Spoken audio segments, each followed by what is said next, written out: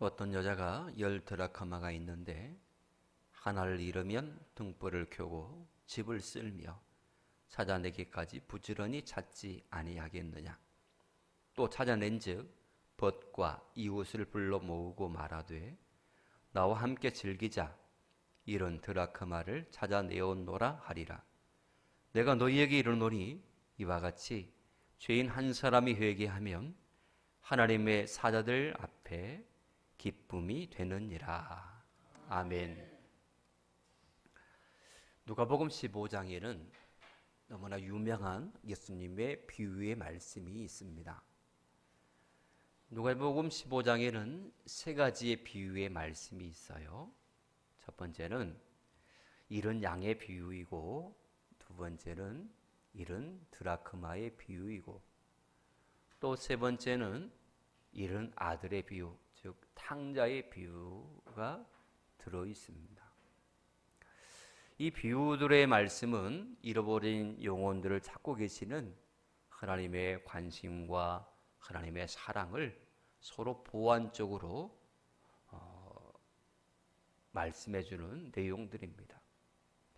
비슷하지만 좀 다른, 또 각각이지만 서로 보완적인 그런 말씀들이 누가복음 15장의 세 비유 속에 있습니다.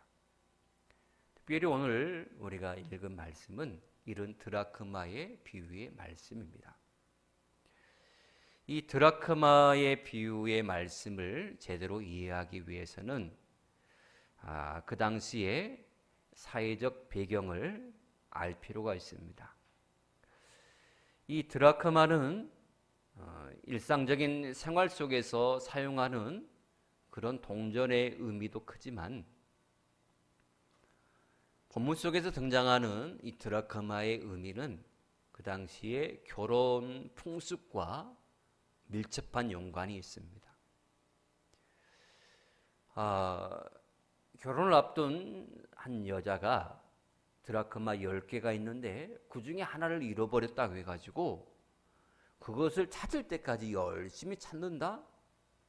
사뭇 이해가 되지 않는 그런 상황들이죠. 그러나 그 당시에 결혼 풍습을 이해하게 되면 이래서 이 여자가 이렇게 찾을 때까지 방 구석구석을 돌아다니면서 찾았구나라는 사실을 알게 될 겁니다.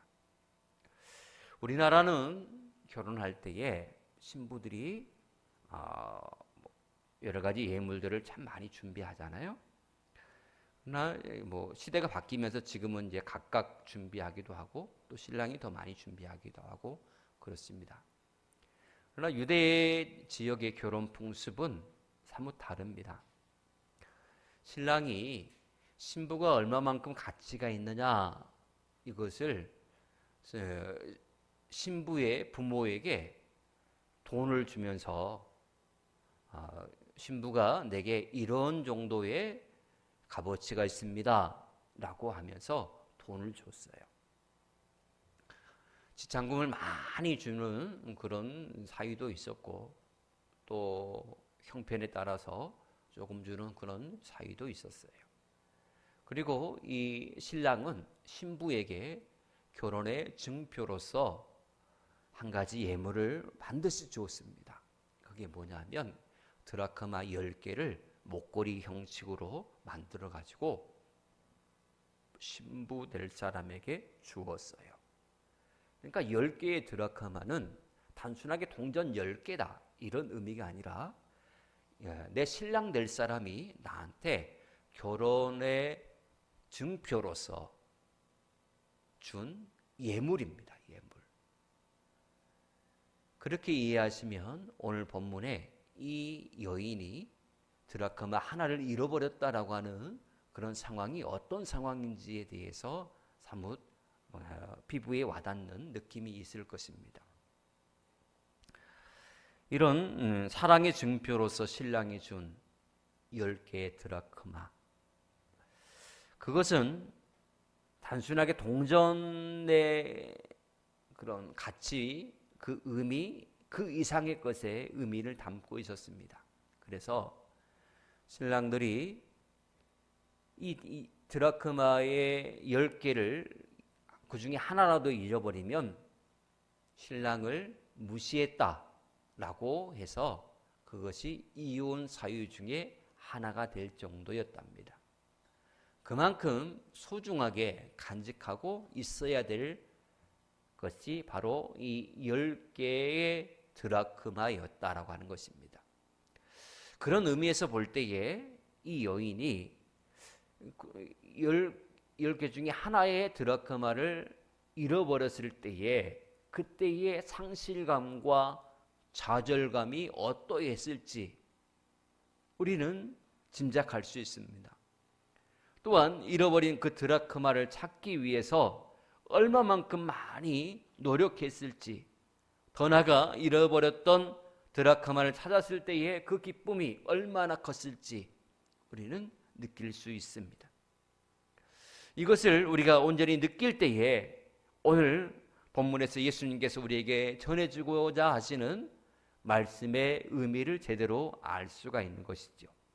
왜냐하면 이 여인의 절망과 당혹스러움이 예수님의 절망이었고, 또 잃어버린 드라크마를 찾기 위한 노력의 그 마음이 예수님의 마음이었고, 드라크마를 다시 찾았을 때의 기쁨이 예수님의 기쁨이기 때문입니다.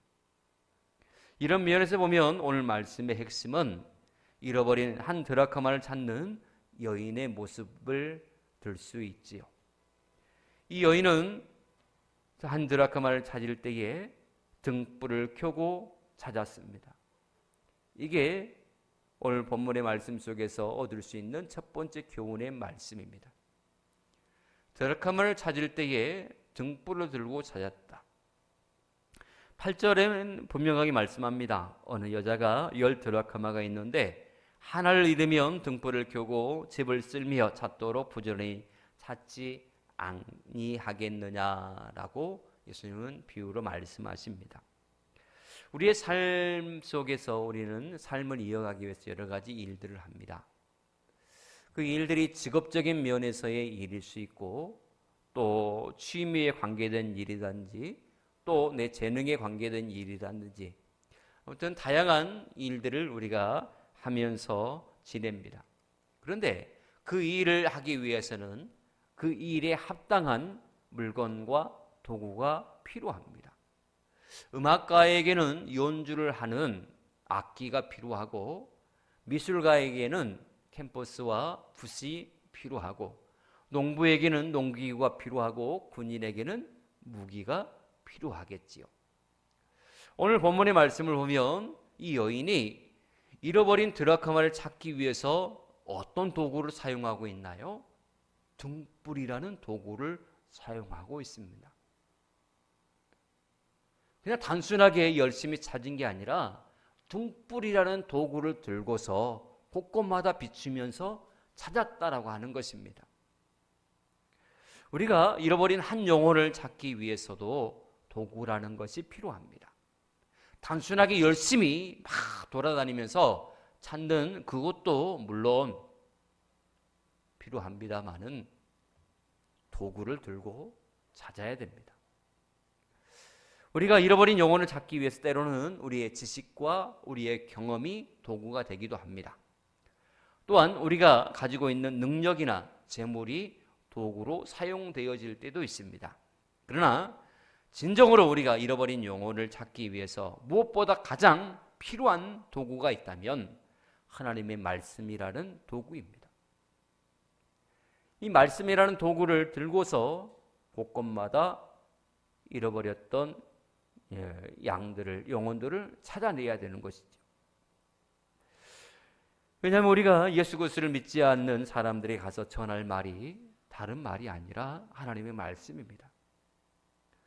그리스도를 믿다가 낙심하여서 믿음에서 떠난 사람들에게 들려줘야 될 말이 단순하게 사람의 경험이나 감정에 호소하는 말이 아니라 하나님의 능력의 말씀이어야 된다 하는 것입니다. 왜냐하면 하나님의 말씀은 특별하기 때문입니다. 이 특별함에 관하여서 히브리서 4장 12절은 이렇게 증언하고 있습니다. 하나님의 말씀은 살았고 운동력이 있어 좌우의 날선 어떤 검보다도 예리하여 홍과 영각 및 관절과 골수를 찔러 쪼개기까지 하며 또 마음의 생각과 뜻을 판단한다라고 말씀을 하고 있습니다. 여러분, 하나님의 말씀은 죽은 말씀이 아니라 살아서 역사하시는 말씀이다 라고 하는 것이죠. 살아있는 말씀이기에 운동력이 있고 살아있는 말씀이기 때문에 능력이 있는 것입니다. 죽은 말씀에는 아무런 생명이 없지 않습니까? 살아있기 때문에 그 말씀이 심어진 곳마다 싹이 나고 자라고 변화의 역사가 일어난다고 하는 것입니다. 하나님의 말씀은 살아있기 때문에 사람의 심령에 떨어지면 반드시 열매를 맺게 되어 있습니다. 그래서 하나님의 말씀이 우리의 심령을 고치고 우리의 질병까지 고치고 더 나아가 아직 예수를 알지 못하고 예수를 잃어버린 사람들에게 그 영혼을 변화시키는 능력으로 나타나게 되는 것이죠. 여러분, 하나님의 말씀을 여러분들의 인생의 등불로 손에 굳게 쥐시기를 축복합니다. 전도회 할 때에도 이 등불을 쥐고 더 나아가 삶의 골치 아픈 여러 가지 문제 가운데 있다 할지라도 이 등불을 높이 드시기를 바랍니다. 하나님의 말씀을 앞세우고 하나님의 말씀의 인도함을 받으면서 살아가는 사람은 진정으로 하나님의 말씀의 능력을 경험하게 될 줄 믿습니다. 그리고 두 번째로 이 여인은 잃어버린 드라크마를 어디서 찾았느냐? 집 안에서 찾았습니다. 잃어버린 드라크마를 찾을 때에 도구로 등불이라는 것을 사용했고 잃어버린 드라크마를 다른 곳에 찾은 게 아니라 집 안에서 찾았습니다. 오늘 본문 앞에 있는 이런 양의 비유를 보면 목자는 이런 양을 찾기 위해서 들로 산으로 헤매며 찾아다니는 모습을 볼 수 있습니다. 그런데 오늘 본문의 이 여인은 이런 드라크마를 방 안에서 찾았습니다. 두 모습은 각각 다른 것 같지만 사실은 하나의 모습을 우리에게 교훈하고 있습니다. 그것은 잃어버린 물건을 찾을 때에 가장 중요한 것은 어디서 그 물건을 잃어버렸는지 아는 것이 중요하다라고 하는 것입니다. 양이 우리 안에서 울타리 안에서 잃어버린 게 아니라 울타리 밖에서 잃어버렸기에 목자는 잃어버린 그 장소로 찾아다니면서 양을 찾은 것입니다. 이 여인은 집 안에서 드라크마를 잃어버렸기 때문에 밖에 나가서 찾은 게 아니라 집 안에서 찾은 것입니다. 어디서 잃어버렸느냐? 이것을 알고 잃어버린 그 장소에서 잃어버린 것을 찾아야 된다고 하는 것입니다. 잃어버린 물건을 찾으려면 잃어버린 장소에 찾아야 돼요. 마찬가지입니다. 잃어버린 영혼을 찾을 때도 똑같습니다. 우리가 이웃에게 전도하는 것도 굉장히 중요합니다. 잃어버린 양을 찾기 위해서 들과 산으로 헤매며 이리저리 동분서주하듯이 세상에 나가서 말씀을 이쪽 저쪽 돌아다니면서 복음을 증거하는 것도 굉장히 중요합니다. 그러나 진짜 잃어버린 영혼이 어디에 있는데요? 진짜 잃어버린 영혼이 내 집안에 있더라라고 하는 것입니다. 그럼에도 불구하고 내 집안에 잃어버린 영혼은 외면하고 바깥으로 돌아다니면서 열심히 찾아본들 잃어버린 영혼이 있겠느냐라고 하는 것입니다. 잃어버린 영혼을 찾을 때에 가장 먼저 할 것은 집안을 샅샅이 뒤져서 잃어버린 것이 있지는 않는지 이걸 먼저 우리는 체크해야 됩니다. 내 집안에 잃어버린 영혼이 있다면 말씀의 등불을 들고 밝히 비춰서 찾아내시기를 축복합니다. 그 기쁨이 얼마나 크겠습니까? 잃어버린 영혼이 어떤 때는 능력을 잃어버린 내 자신일 수도 있고 내 자녀일 수도 있고 내 남편, 내 아내, 내 친척일 수도 있습니다. 내 가정 안에 아직도 예수 그리스도를 믿지 않는 사람이 있다면 그들을 먼저 구원해내야 되지 않겠습니까? 우리를 향한 예수님의 간절한 소망이 있습니다. 그것은 다른 것이 아니라 우리의 가정이 믿음의 가정을 이루게 되는 것, 이게 바로 우리 예수님의 간절한 소망 가운데 하나입니다. 하나님을 섬기는 예수 그리스도 안에서의 하나님의 백성된 우리가 믿음의 가정을 이루고 하나님을 섬긴다. 이것이 하나님께서, 우리 주님께서 우리에게 바라고 소망하는 것들 가운데 하나입니다. 여러분, 여러분들의 가정은 어떠하십니까? 믿음 안에서 하나 되어서 하나님을 섬기고 계십니까? 여러분, 만일 그렇지 한다면 이 문제부터 해결하시기를 축복합니다.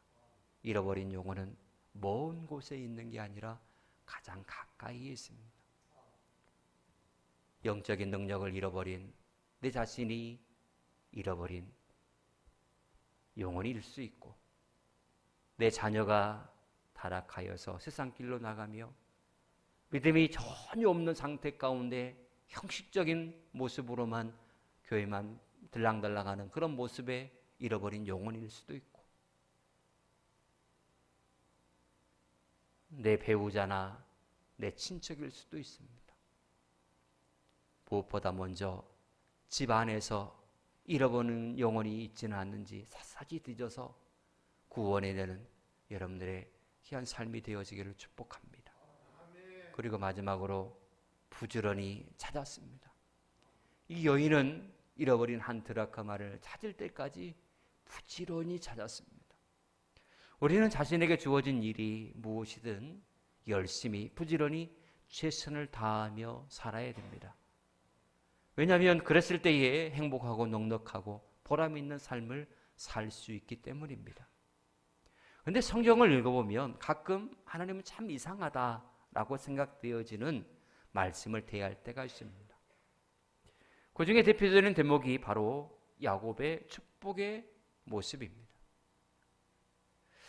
말씀을 가만히 보면 이 야곱처럼 나쁜 사람이 없는 것 같습니다.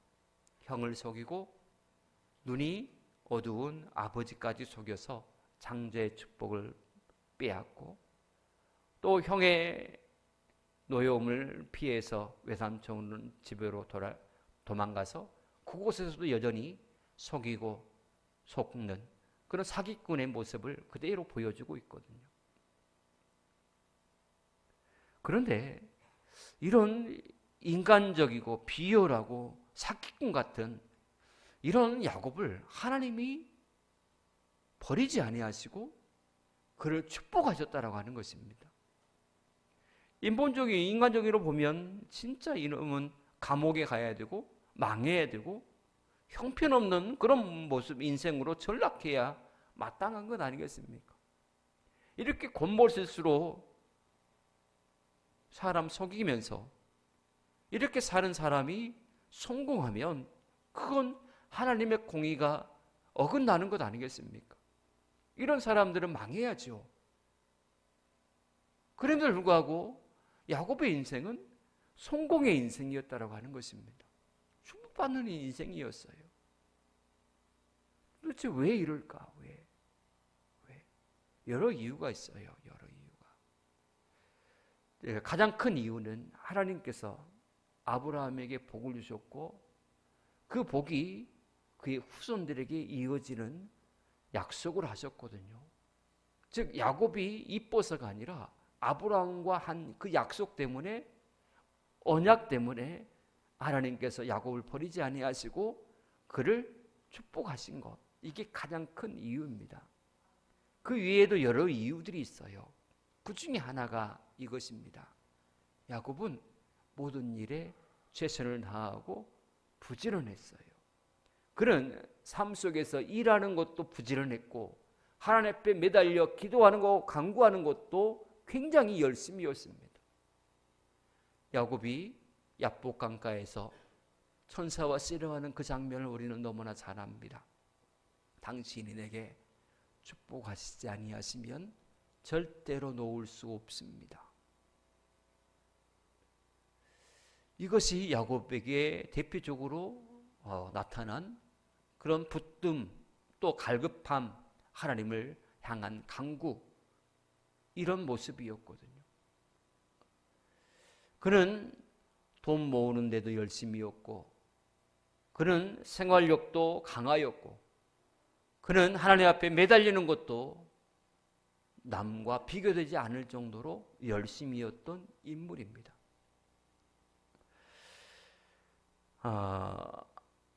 야곱이 하나님 앞에 축복받을 수 있었던 이유 가운데 하나는 그가 다른 사람보다 더 부지런한 성실한 사람이었다라고 하는 것입니다. 축복받고 싶은 사람은 이 점에서 우리는 반드시 이 점을 주목해야 됩니다. 창세기 31장을 보면 야곱이 얼마만큼 최선을 다하고 성실하게 충성을 다했는지 스스로 고백하는 내용이 나옵니다. 창세기 31장 40절에 보면 야곱이 외삼촌 라반에게 자신의 삶에 대해서 회고하면서 이렇게 얘기합니다. 내가 이와 같이 낮에는 더위를 무릅쓰고 밤에는 추위를 당하며 눈 붙일 겨를도 없이 지내었나이다 라고 말입니다. 낮에는 더위를 무릅쓰고 밤에는 추위를 당하며 눈 붙일 겨를도 없이 밤낮 없이 최선을 다해서 부지런히 살았다라고 하는 것이 그가 자신의 삶을 회고하면서 평가하는 것입니다. 여러분, 야곱이 꾀만 부리고 속이기만 하고 부지런하지 않았다면 하나님은 결코 야곱을 축복하지 않았을 것입니다. 야곱은 삶을 살아가는 데 있어서나 하나님께 기도하는 데 있어서도 열정을 가지고 최선을 다하며 살았던 사람인 것입니다. 이것이 야곱을 야곱답게 만든 중요한 요인이요, 하나님으로부터 축복받았던 귀한 요소였던 것이죠. 그러므로 여러분, 모든 일에 부지런하시기를 축복합니다. 삶에도 부지런하시고 잃어버린 영혼을 찾는 일에도 부지런하시기를 바랍니다. 영육간의 축복을 받고 싶다면 부지런하셔야 됩니다. 하나님이 이 부지런함을 축복의 기본 원리로 정해 놓으셨다는 사실을 기억하시고 영육간의 모든 일에 하나님 안에서 최선을 다하시기를 축복합니다. 무엇보다 오늘 잃어버린 드라크마의 비유를 통하여서 우리에게 주신 교훈처럼 하나님의 말씀을 인생의 등불로 삼으시고 여러분의 가정 안에서 먼저 잃어버린 영혼들을 먼저 찾아내셔서 구원하시고 또 모든 일에 부지런히 힘쓰는 여러분 되시기를 바랍니다. 그래서 하나님께서 주시는 영육간의 축복을 모두가 받아 누리게 되어지기를 주님 축복합니다. 기도하겠습니다. 하나님 감사합니다. 우리가 한 영혼 한 영혼을 전하보다 귀하게 여기시는 하나님의 마음을 그대로 품기를 원합니다. 하나님, 잃어버린 영혼을 바라볼 때에 하나님의 마음이 얼마나 아프고 얼마나 괴로우셨을까, 우리가 그 마음을 느끼기를 원합니다. 그 마음 가지고 우리가 잃어버린 영혼들을 찾아 나서기를 원합니다. 먼저는 우리의 가정 안에 잃어버린 영혼이 혹시나 있지는 않은지 우리가 다시금 되돌아보게 하시고 눈물로 씨를 뿌려 그들을 구원해내게 하옵소서. 우리의 손에 항상 기드온의 손에 횃불이 들려진 것처럼 우리의 손에도 하나님이여 하나님의 말씀의 등불이 항상 손에 쥐어지게 하시고 이 등불을 환히 밝혀서 잃어버린 영혼 한 사람도 없도록 우리가 구원할 수 있도록 우리를 귀한 도구로 사용하여 주시옵소서. 이 일에 우리가 최선을 다하며 나서기를 원합니다. 어떤 모습이든 어떤 상황이든 어떤 일에든 최선을 다하는 이 모습이야말로 하나님께서 원하시는 모습이라는 것을 우리가 잊지 않게 하시고 삶 속에서나 영적인 일에나 최선을 다함으로 하나님의 귀한 축복의 주인공이 되는 우리 모든 성도님들 될 수 있도록 은총을 내려 주시옵소서. 예수님 안녕히 기도하옵나이다. 아멘.